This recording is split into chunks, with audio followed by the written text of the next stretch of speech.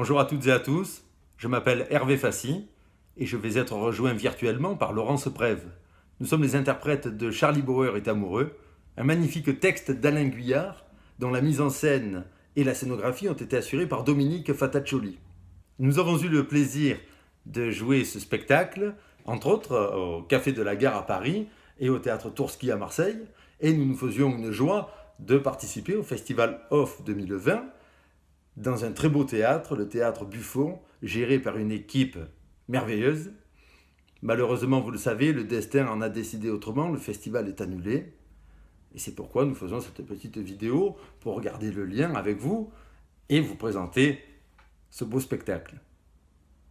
Alors quand on a la chance de défendre un aussi beau texte que celui-ci, en guise de présentation, le plus simple et le plus efficace reste encore de lire une partie de ce texte. C'est ce que nous allons faire, Laurence et moi. Nous allons lire le début du texte d'Alain Guyard qui consiste, puisque l'histoire raconte la rencontre entre Charlie Bauer et celle qui deviendra son épouse, Renée. C'est une très belle histoire d'amour et le spectacle commence par un échange épistolaire entre Renée et Charlie. Renée étant celle qui a écrit le premier courrier à Charlie Bauer qui était à ce moment-là incarcéré.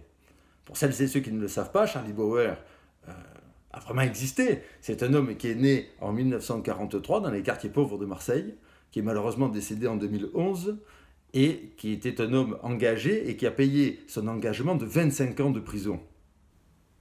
Laurence, tu es là ? Oui, Hervé, je suis là. Bonjour à tous. Très bien. Eh bien, je propose qu'on commence la lecture. Le Havre, le 11 avril 1976. Cher monsieur, nous avons un ami en commun en la personne de Y. Il m'a beaucoup parlé de vous, de l'engagement qui vous a conduit à l'endroit où vous êtes actuellement. Et c'est l'une des raisons pour lesquelles j'aimerais vivement échanger avec vous. Mais permettez d'abord que je me présente. Je m'appelle Renée M. J'ai 29 ans, je suis célibataire et enseigne le français au lycée Claude Monet. À de charmantes têtes blondes et brunes qui sont plus occupées par le déferlement hormonal que par la littérature classique. Il n'empêche, j'aime mon métier. Et j'aime Lautréamont, tous les surréalistes. Anaïs Nin. Et depuis peu, les romans policiers de Jean-Patrick Manchette. Le connaissez-vous ? Il faut absolument que vous le lisiez. Il écrit des polars très engagés, sociaux, qui devraient vous plaire. J'aime aussi l'opéra, Janis Joplin, Santana, notamment son album Abraxas. Je pense que Steve Tyler, le chanteur d'Aerosmith et Santana, devraient absolument produire ensemble quelque chose. À part ça, que vous dire ?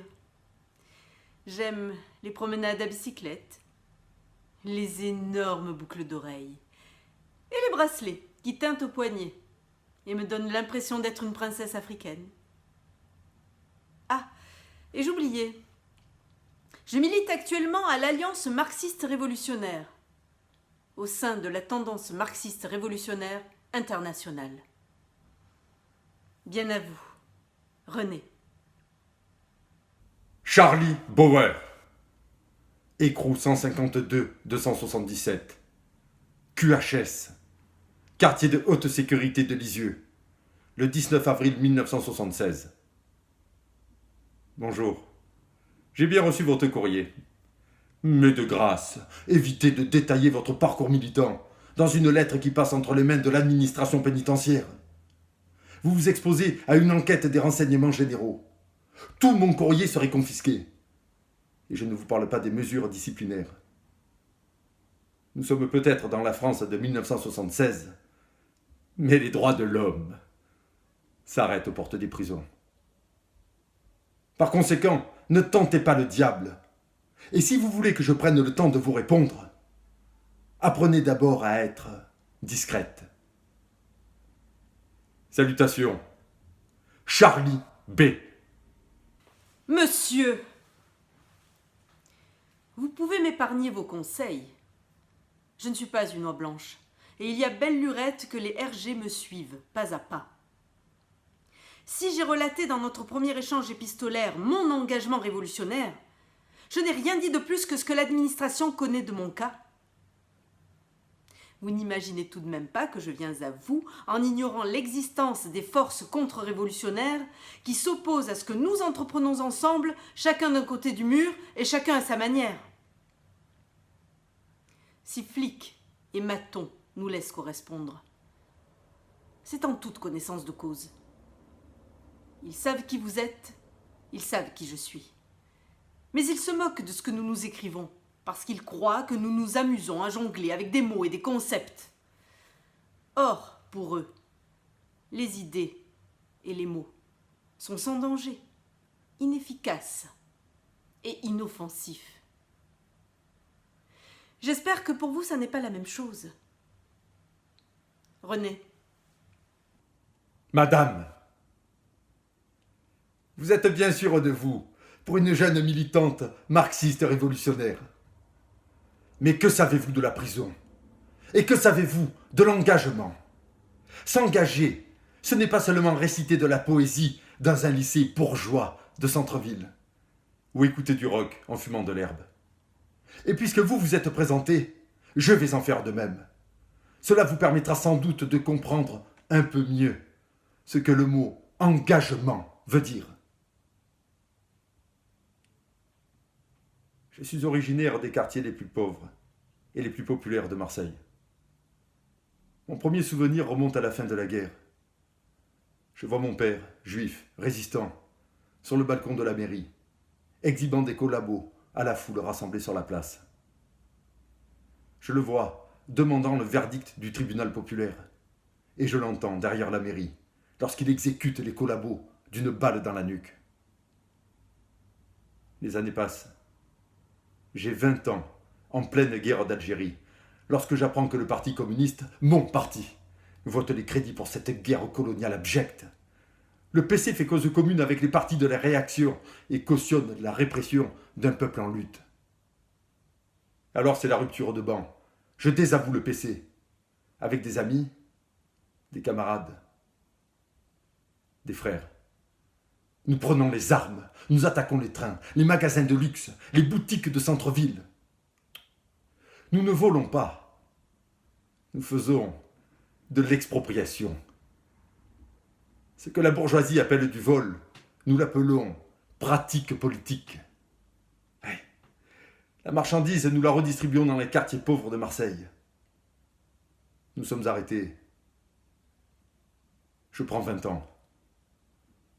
Ce que l'État condamnait, c'était notre forme de lutte politique, parce qu'elle revendiquait ouvertement la rupture avec le parlementarisme bourgeois, parce qu'elle préconisait la militarisation du politique. Voilà ce que c'est que le militantisme et l'engagement. Des armes, de l'action, du sang. C'est bien loin des mots et des concepts. Charlie.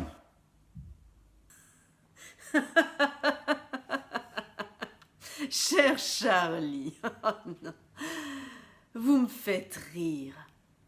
Vous me faites rire avec votre discours d'homme fort, sûr de son droit, qui veut expliquer le monde à la pauvre petite intellectuelle si loin des réalités que je devrais être. Vous me faites l'aumône des explications sur la Révolution comme un bourgeois donne sa pièce à une pauvrette à la sortie d'une église. Vous, les hommes, vous êtes tous les mêmes. Vous adorez les femmes pourvu qu'elles soient un auditoire silencieux, captif et captivé. Et devant cet auditoire, vous vous délectez de jouer au maître, à l'initiateur, au grand frère. Décidément, la domination sexuelle a encore de beaux jours devant elle. René. Post-scriptum. Je viens de relire votre lettre incroyable. Est-ce que vous vous rendez compte que vous commencez dès le début par « Que savez-vous de la prison ?» et « Que savez-vous de l'engagement ?» et que vous concluez par « Voilà ce que c'est que le militantisme et l'engagement. » Vous voulez m'expliquer l'engagement, vous voulez m'expliquer l'incarcération, vous voulez tout m'expliquer. Mais qu'est-ce que vous croyez tous à la fin avec vos histoires de cow-boys? Qu'il suffit de tenir une pétoire à la main pour détenir la vérité? Post-scriptum. Attention, Charlie Boer. Attention à vous. Je ne suis pas votre élève. Et de toute façon, vous n'avez pas l'envergure d'un maître. Ah, et encore une chose. Je ne vous salue pas. Prison de Lisieux. Et vous, pour qui vous prenez-vous? Qu'est-ce que vous attendez de moi, hein? Pour le savoir, et pour plonger au cœur de cette magnifique histoire d'amour, vous savez ce qu'il vous reste à faire. Et pour conclure, nous allons laisser la parole à Dominique Fataccioli, le metteur en scène et scénographe du spectacle, avec qui nous avons beaucoup travaillé et, il faut le dire, beaucoup ri également. Parce que Dominique, en plus d'être très talentueux, a beaucoup d'humour. Donc nous lui avons demandé de préparer un petit texte, enfin quelque chose d'un peu léger, d'un peu amusant, pour contrebalancer l'austérité de l'exercice de la lecture. Donc nous te laissons la parole. Dominique, c'est à toi.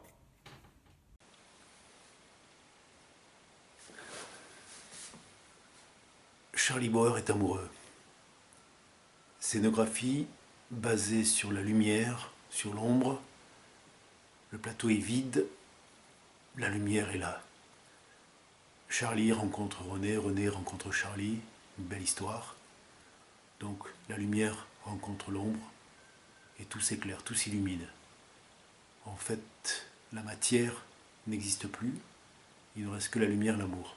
Et le combat de Charlie, le plateau divisé en deux, côté liberté, côté prison, combat des deux, le bien, le mal, le bien. Charlie, combattant, tiendra 25 ans, payera toute sa peine, travaille sur la lumière, donc c'est un travail assez fin puisqu'il a fallu marquer le temps, il a fallu marquer l'espace, il a fallu montrer aussi la relation forte qui existe entre les deux. Donc des éclairs, de la lumière, de l'ombre, le passage du temps, l'amour, les émotions, le combat, les idées, l'engagement politique, la violence, exercée sur lui surtout, et aussi la réflexion, l'évolution, donc tout ça sur une pièce qui dure 1h15. Pas évident. Le texte d'Alain Guyard est assez fort, très très fort. Il a fallu inventer un espace, un espace-temps, un univers autour d'un texte assez littéraire, assez direct, assez brut aussi. C'est assez compliqué, beaucoup de travail, longtemps, avec une belle équipe, la compagnie Plein Feu. Voilà, donc une belle expérience, une résidence au Théâtre Tourski, qui a abouti à un beau travail, bien accueilli par le public. Donc à voir, je pense que c'est quelque chose à voir, qui donne à réfléchir. Bon, pour être honnête, je m'attendais à quelque chose d'un peu plus joyeux, mais en tout cas un grand merci à Dominique, un grand merci à l'auteur, un grand merci à tout le monde, un grand merci au Théâtre Buffon, et à vous, un grand merci pour votre soutien. Gardons le lien. The show must go on.